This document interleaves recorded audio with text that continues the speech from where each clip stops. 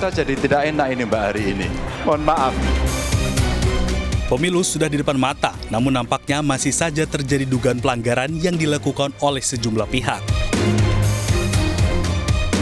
30 Desember 2023, penganiayaan oleh oknum TNI terjadi di Boyolali terhadap relawan Capres-Cawapres nomor urut 3 Ganjar Pranowo Mahfud MD. Kami pun berkesempatan mewawancarai korban yang masih menjalani perawatan di RSUD Pandang Arang. Pak Andono, kami ingin tahu Pak, versi Bapak, apa sebetulnya yang terjadi waktu itu Pak?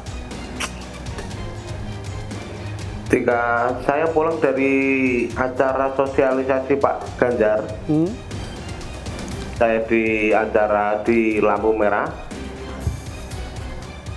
saya dihampiri oleh 2 orang Pak. Hampir 2 orang, lalu saya dipukulin di lampu merah itu tersebut. Lalu saya dimasukkan ke pos penjagaan, Pak.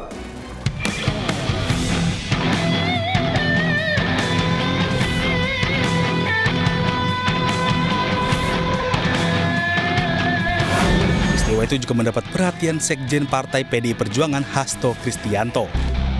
Saya duduk bersama dengan Sekjen PDI Perjuangan Hasto Kristianto. Kami akan berdiskusi secara mendalam. Mas Hasto, apa kabar? Baik, Bung. Iya, kita juga menyoroti ada beberapa kasus sebetulnya Mas Hasto. Mas Hasto juga kalau nggak salah ya, baru pulang dari Jogja mengunjungi keluarga yang ditinggal oleh relawan yang meninggal dunia. Saya nggak salah, di Sleman ya, Mas Hasto. Kemudian juga kita masih segar diingatan mengenai kasus yang terjadi di Boyolali. Nah, kalau Mas Hasto sebut tadi mengenai kekuasaan, di sana kita melihat bahwa ada gesekan sesungguhnya antara oknum aparat TNI dengan relawan. Lebih dari ini apa yang Mas Hasto ketahui? Ya, kami jujur sangat sedih. Itu relawan itu namanya Mas Andi almarhum. Usianya baru 21 tahun. Dulu dia menjadi pejuang militan dari Pak Jokowi. Tetapi kemarin dia dikeroyok oleh orang-orang yang mengatasnamakan pendukung Pak Jokowi. Hanya beda. Pendukung Pak Jokowi dulu itu santun-santun. Nah, sekarang tiba-tiba berubah menjadi beringas seperti itu. Sehingga harus terjadi korban jiwa yang tidak perlu. Dan seperti Mas Andi. Maka kami di situ mengingatkan kepada Pak Presiden Jokowi bahwa beliau menjadi presiden itu hubungan kerja keras, tetesan keringat dari setiap harapan rakyat. Seperti Mas Andi, bayangkan betapa sedihnya keluarga. Dulu mendukung, bekerja keras tanpa pernah mengenal lelah. 2014 ketika mendukung Pak Jokowi. Dan kini harus rela meninggalkan dunia dengan anaknya yang masih kecil, dikeroyok oleh pendukung Pak Prabowo. Yang ya publik tahu bahwa kekuasaan itu saat ini memberikan dukungan kepada Pak Prabowo dan Mas Gibran. Demikian pula ketika yang terjadi di Boyolali. Ini suatu ekspresi loyalitas buta yang seharusnya tidak boleh terjadi. Pemilu harus menjadi loncatan kemajuan, menjadi momentum bagi peningkatan kualitas dari kedaulatan rakyat itu. Singkat kata, apakah Mas Hasto meragukan netralitas dari alat-alat negara, TNI Polri,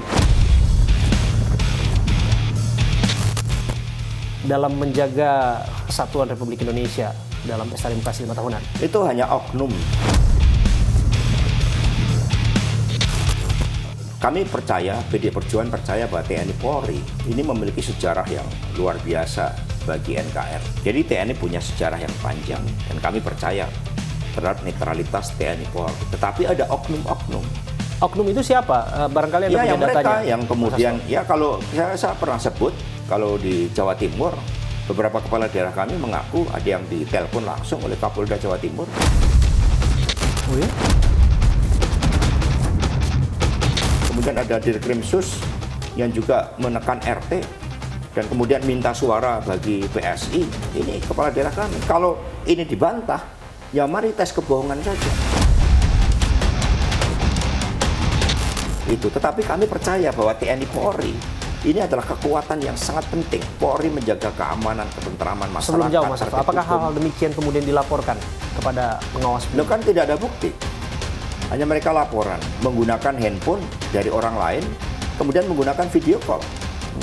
Kan tidak ada bukti, tapi fakta-fakta yang dirasakan, yang ditemui di lapangan itu terjadi. Bahkan kemudian yang diminta RT-RT untuk memberikan dukungan kepada PSI misalnya, itu terjadi. Loh, kalau nggak akan lolos di dalam keikutsertaan pemilu. Ini kan sudah ada testimoni. Bicara soal pemilu, ini kurang dari 30 hari lagi. Tapi publik menangkap isu potensi kecurangan dan sebagainya. Mas Hasto bisa cerita kepada kami mengenai potensi kecurangan yang penting untuk diwaspadai, bukan hanya penyelenggara pemilu, pengawas pemilu, tentu saja juga publik yang mereka juga partisipatif secara aktif mengawasi jalannya pemilu. Kita lihat ada di beragam tempat, tapi Mas Hasto barangkali punya datanya. Beberapa waktu yang lalu ada seorang budayawan Sidunata menerbitkan buku judulnya Ratu Adil. Itu menggambarkan bahwa antara penderitaan dan harapan. Yang di Jogja bukan? Iya, itu menyatu. Nah, ternyata begitu intimidasi itu dilakukan secara masif, itu justru menimbulkan gerakan perlawanan dari rakyat. Sehingga mereka yang unspoken voters itu ternyata mampu merespon dengan cara apa? Memberikan dukungan diam-diam kepada Pak Ganjar Pranowo. Jadi intimidasi itu bisa dimaknakan dalam beberapa perspektif.